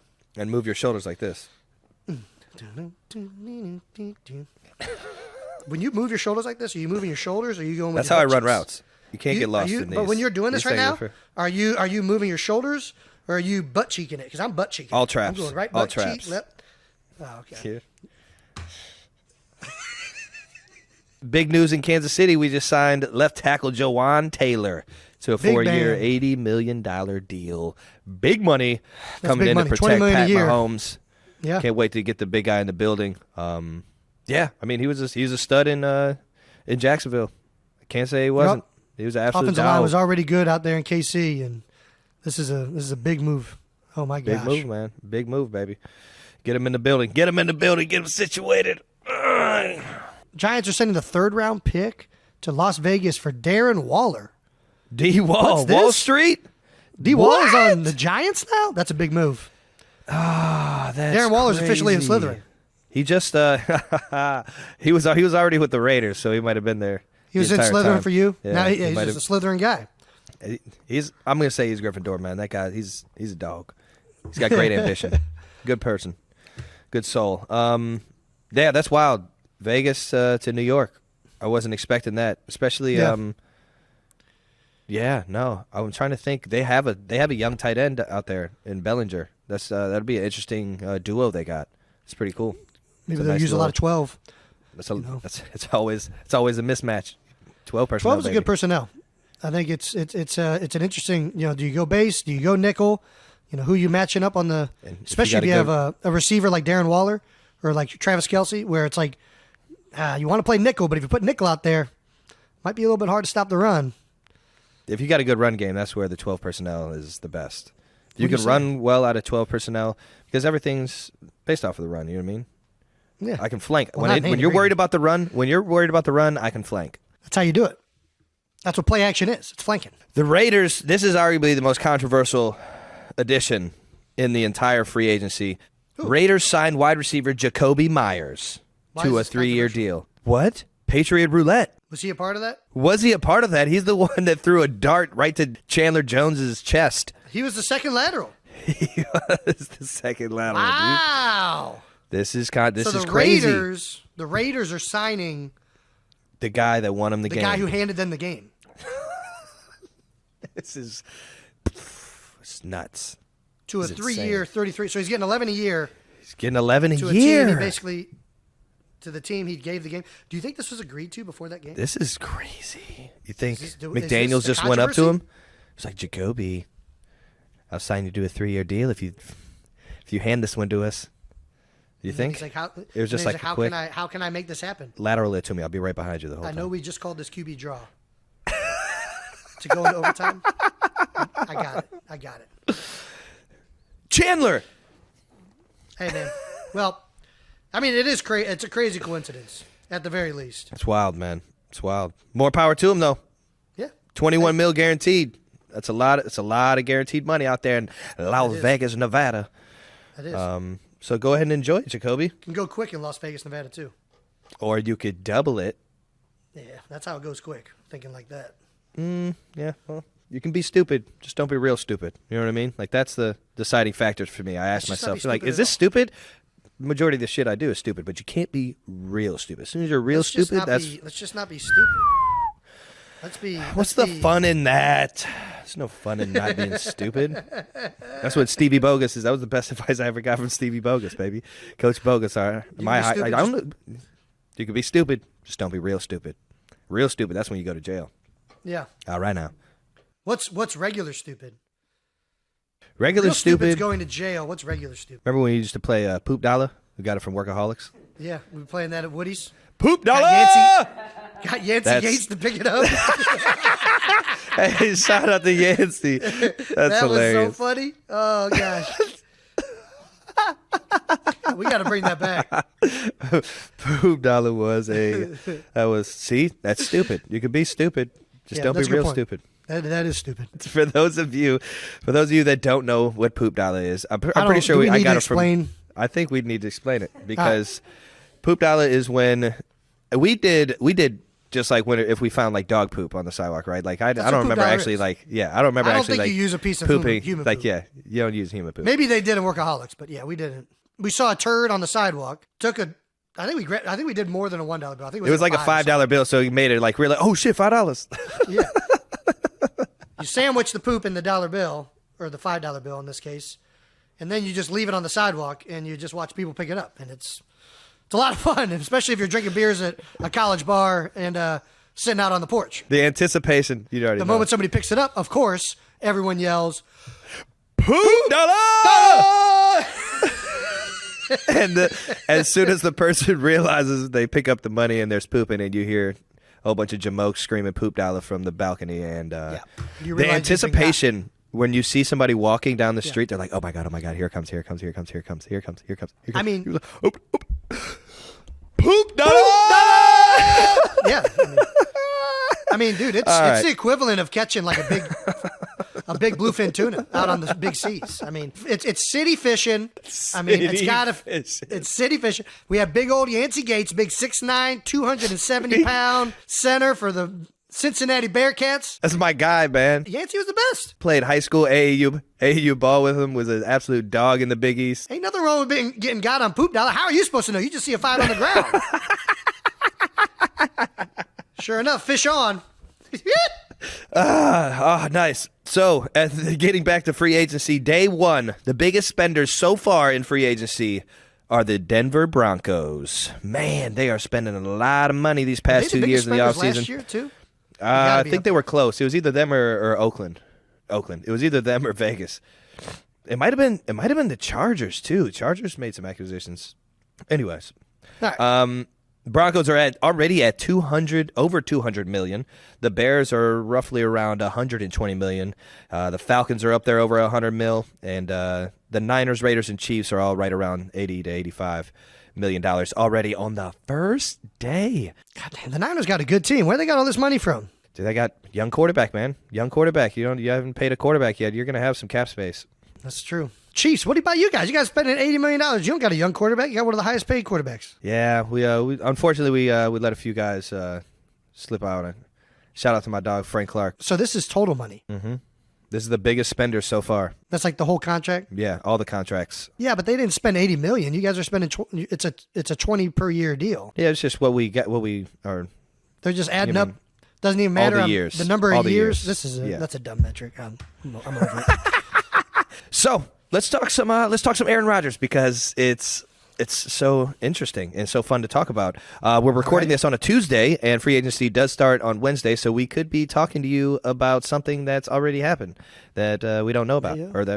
What we do know is that Aaron Rodgers has provided the New York Jets with a list of free agents that he would like them to target and acquire. Yeah, it's also known as a list of demands. He's provided the New York Jets with a list of demands. We're full-blown hostage situation at this point. Hostage situation. I am the captain now. I need a briefcase with $300 million. With Odell Beckham in the briefcase. I mean, I get it. Dude. Listen, the Jets are stacked on defense. Their head coach is a defensive coach. Yeah. Aaron coming over there, coach. It could be a match made in heaven. He just wants to make sure they got a target that he feels comfortable with. Yeah, they got a bunch of young guys that can play some ball now. Well, apparently they can't play ball good enough because Aaron's saying he wants one of these guys. Aaron Rodgers has provided the New York Jets with a wish list of free agents he would like them to target and acquire. Per sources, it includes Randall Cobb, Alan Lazard, Mercedes Lewis, and Odell Beckham Jr. Damn. And this just in, the Jets have met the wish list. They've met it. They have officially signed free agent wide receiver Alan Lazard to a 4-year, $44 million deal with $22 million guaranteed. So breaking the bank. Yeah, I mean, I don't know if they folded or if they just answered the bell, but the Jets are all in on the Rodgers deal. We got a hostage situation. They're trying to keep all the hostages alive. Yeah, hostage situation. You give us one, we give you one. You give us one, and also come to play our quarterback. That's kind of where we're at. Be interested to see how that plays out. So they got Randall Cobb and Mercedes Lewis. Both have been in Green Bay with Aaron and Alan Lazard as well. And then the one that was just interesting was Odell Beckham Jr. He's like, I want Odell. I want Odell. Must have liked his workout. Who doesn't want Odell? Or man, hey, listen, he looked like a beast. He looks strong. He always looks like a beast. He looks does. strong, and I think he on purposely caught every single ball with one hand. just to add some flair to it. At least that's the only. Did the whole thing without a shirt on to make sure he showed off how swole he is. He's swole right now. He's been working. Yeah. He has been working. He's got those Saquon quads out too, man. Ooh. Big man Sun's playing out, wide thighs out. out. Not right now. Yeah, the Aaron Rodgers situation is still up in the air as of this moment. So we're going to run through every Aaron Rodgers situation that might happen just so we have touched it by tomorrow, because who knows what is going to happen within the next hour. Here's the first bit of news. Rodgers goes to the Jets. Oh, my gosh, this is game-changing. He really left Green Bay? Joe Douglas pulls out the move of the century and lures Aaron Rodgers to the Jets. They signed Alan Lazard to a big contract after Aaron clearly says, sign Alan Lazard. And all of a sudden, he's in. He's in. That's pretty wild, man. Honestly, never thought I'd ever see Aaron leave Green Bay.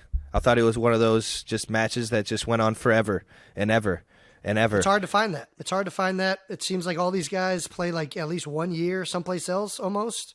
It's crazy. Didn't Brett Favre, didn't he go to the Jets too? Brett Favre went to the Jets. I don't know if anybody else went to the Jets, but Peyton Manning obviously went to the Broncos. Tom Brady went to the Bucks. He might go to Miami. Who the hell knows what's going to happen with Tom Brady? Yeah, no. I'm saying this is crazy that a Green Bay legend gets traded to the Jets. It's crazy. The predecessor to him goes to the exact same team. Yeah. The next bit of news that might happen with Aaron Rodgers. This just in. Rodgers has decided to stay with the Packers. What? I know. He's staying? After all this. I never would have thought he was going to stay. Hey, after all this. Gosh. After all this, I mean. There's so much conflict between them over the years. You would never expect them to still do it. It's hard this to pull whole that time. trigger. When you've been in one place that long, it's hard to pull that trigger. Like, as someone who just almost retired, when in doubt, don't. And he clearly had doubt, so he stayed in Green Bay. He must have been thinking long and hard in that cabin. Dude, he just seems like one of those quarterbacks that just needs to go, to a different place. But obviously, he's happy where he is, man. What do you think that cabin smelled like that he was staying in that didn't have any electricity or running water or toilets? Oh, man, that's a good question. I don't even know. It might have had probably sage. Probably sage. Right? It had to have like a mildewy. Mildewy? Wood. Like wood. That wet wood? You don't. Yeah. Like whenever I'm in a cabin that, like an outdoor like wooded structure, there's that like very, almost like dewy smell, and it's just always there. And apparently it helps you decide where you want to go in free agency. All right. Next bit of news. This just in. Hey, Rodgers goes to another team, not the Jets. What? I thought it was either Green Bay or the Jets at this point. I never knew. I can't even get excited for that. That's not Who happening. knew that Miami... The Dolphins? What? He went to the Dolphins? Who knew that Miami, Chicago, Houston, what other team can we pile on this? Rams, 49ers, if he goes to the 49ers. DC, Washington? He went to Washington? Who knew? Who knew that all these teams were in on this Aaron Rodgers deal? This is crazy, man. This just in, Aaron Rodgers decides to retire and start a podcast. What? Yeah, that's crazy. That's a genius move. Actually, this is the least crazy one. If we can create a podcast this successful, imagine what Aaron Rodgers could do. And he's probably going to make a lot more money than we are. Does that mean... So that's... Aaron, please don't do that. I'll do this. I'll do this for free, brother. I thought Aaron does Aaron Rodgers Tuesdays on Pat McAfee show. Does that mean... He does. He's not doing it? You think that's where he got he was like, yo, I'm liking this. I'm digging this. I'm having fun doing this. Yeah, I think that's, once you start doing something and you like it. I'm probably tuning in. I would tune in. I'm going to tune in, Aaron. I'm freaking pumped about your new career. Let's go, baby. All right. Last Aaron Rodgers potential headline that could launch between now and tomorrow's episode launching is Rodgers makes up his mind to come on the New Heights #1 sports podcast in the country and give a LeBron James decision-like moment. What? He's going to Miami. South Beach? I'm taking my talents to South Beach? Yep, he's come on the show to announce that right now. I'll tell you what, Packers fans, don't do what Cleveland did because there's always a chance that he might come back. Yeah, speaking as someone who was in Cleveland when LeBron did go and make that decision, I would not condone that happening on New Heights. So we can just nix this. I'm not going to participate in that type of decision. I still got my original Bron jersey. Everybody set theirs on fire. I still got mine. I never had. I had an Anderson Varejao jersey and I lost it. You did have the 17 Andy V. That was a sweet one too. The orange one. Yeah, I had a LeBron one too. I had the blue and red Cavs jersey that was rocking when LeBron was there the first time around. You know what I'm talking about? It was like a darker blue with like the red, like kind of like wine trim on the sides. The wine red, yeah.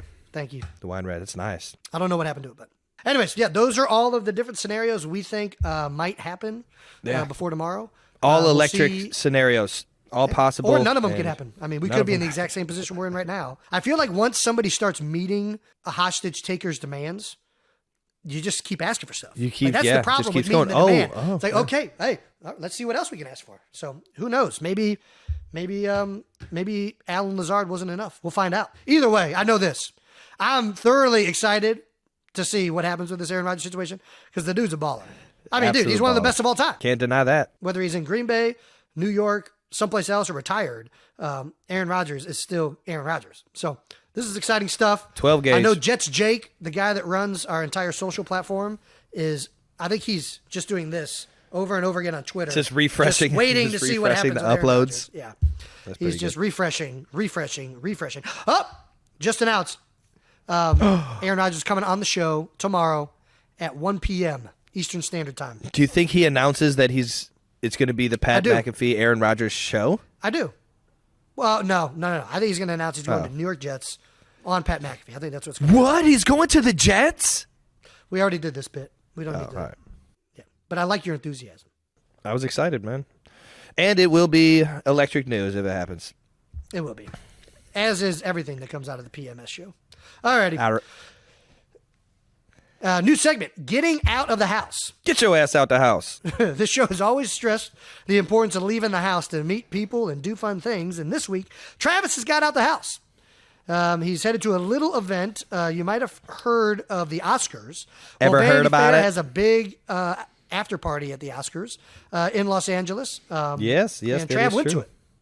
How was it? I was lucky enough to get the invite. I got the ticket, and me and my two guys, Aaron and Andre Eanes, AA Management, we went up there and had a blast, man. Got to meet some folks out in Hollywood, and it was crazy. Who'd you meet? I mean, that... Start name dropping. I got to start knowing who people are in Hollywood because every face was the most familiar face that you've ever seen, and you're like, oh my God, that's an actor, that's an actress, that's this, that's that, and I was clueless. It felt really bad. The ones that I did know, though, they started introducing me to a few people. The ones that I do remember, saw D. Wade up there. I'd already met him, but it was cool to talk to him about some of the stuff he's getting into. What's he getting into? Still got to check out your wine. Yeah, he's got a wine. D. Wade's getting into wine? Yeah, he's been in wine for the past like 5 to 10 years. Yeah, so I still got to check. Where's still got to try that out. Where's it made? I would assume it's Napa. I don't think he's going overseas for it. I think he's keeping it right here in the States. You can make wine in the U.S. outside of Napa Valley. Yeah, no, Seattle's a big, that whole West Coast right there is big wine. Yeah. I don't know if you're making great wine in the Midwest, but Virginia supposedly I think is a hotbed of wine. So is Martha's Vineyard. I mean, you can make wine anywhere. Yeah, so there was D. Wade. Who else? Elizabeth Banks. She was absolutely awesome. She didn't have She's hilarious. She had a sore throat or some sort of a hoarse throat or something, so she couldn't talk much, but she was fun to be around, man. She obviously doing Cocaine Bear coming out. Yeah. I'm excited to see that. That story is absolutely insane. And the fact that they made what is it, like a comedy horror out of it? That's I'm interested. I think it's just a thriller. I mean, it's yeah. Let's see. Okay, what can we do? What's the animal that everyone is most afraid of being face to face with? A grizzly bear. Okay. How can we make this a more terrifying bear? Let's give him cocaine. That boy's gonna be wired. You know this is based off of a semi-true story. I mean, I don't know. Yeah, I don't know. I didn't know that. Okay. Well, I'm just looking forward to the sequel. Yeah, Cocaine Bear was the sequel. I'm just looking forward to the sequel, Meth Bear. Which Meth is Bear? Be, oh my God, Meth Bear. You thought Cocaine Bear is intense. Just wait until Meth Bear starts running down your fucking house. If there's one thing that could take down a cocaine bear, it's probably a meth human. So imagine a Meth Bear. Indestructible. Indestructible. Other than that, I went to the Vanity Fair, and then I went to the Gold Party afterwards, which is, I believe, Jay-Z's party. Got to meet Jay-Z. Great dude. Nice. and throws an unbelievable party. It was electric in there. It's not a shocker. Not a shocker at all, but I did get pumped about it. Tracy Ellis Ross, absolutely hysterical. Had me dying laughing. Did you meet Larry David at Nice. I did meet Larry David. That was like the first person I walked in the room. Walked in the room and shook that man's hand. Curb Your Enthusiasm. Seinfeld. I'm trying to get into this segment and I just can't do it. I'm like really trying to be excited about the Vanity Fair Oscar party. And I'm not going to lie, I couldn't give less fucks. I couldn't give less fucks about the Vanity Fair Oscar party. Yeah, until you're up for an Oscar and you go to the party and you meet a whole bunch of people and you're like, wow, these people are really nice. I'll tell you what, it wasn't like a club. You could have a conversation in there. It wasn't like, you know what I mean, music blaring. Like I can't. I'm sure it's a blast talk to go to anybody. I bet it is. So why don't you want to go? Because you can't wear flip-flops? You probably could wear flip-flops. I would go. If it was convenient for me to go, if it was in New York and I got invited to something like this, I would go. Nice. So the Met Gala, we're in. Gotcha. I lied. I'm not going. What? Yeah, I don't saw my dog LeBron James. See, could have met LeBron, man. Could have met LeBron with me, man. No, he's absolutely a legend. Northeast Ohio legend, Midwest legend. But yeah, it was fun to kick it with him. Saw Draymond Green up there. There were some fun faces, man. They were everywhere. Draymond, again, I don't really know where to go with this. Killing it. I'm super excited that you went. I just... Yeah, no. If you're asking, no, I didn't invite anybody onto the show. Thought it was a little too much of a kick-it environment. Didn't want to bring business into this thing. But LeBron, if you ever want to come on the show, man, would love to have you. Would love to have you on. Yeah, I know you're pretty busy with acting now, too. Big actor. House party. Yeah, I don't know. Jason's not into it, so now I'm not into it. So this. I'm sorry. I just feel like the only reason we're talking about this is because like somebody put this in. Thing. Yeah, like I'm trying to get into it, but it feels, and I know that you went there, so I'm trying to let you talk about it. Yeah, no, that's cool. Like I had to sit through an entire fucking Harry Potter fucking walkthrough. Okay, you can fucking get excited about getting out of the house, Jason. If you're genuinely excited, at least you know who I'm talking about. If you're genuinely excited about Vanity Fair, I will talk about it with you. But I feel like we're talking about this not because you want to talk about it. It's a new segment, Jason, because we're going to be getting out of the house this summer. We talked about Harry Potter because I'm genuinely excited about Harry Potter.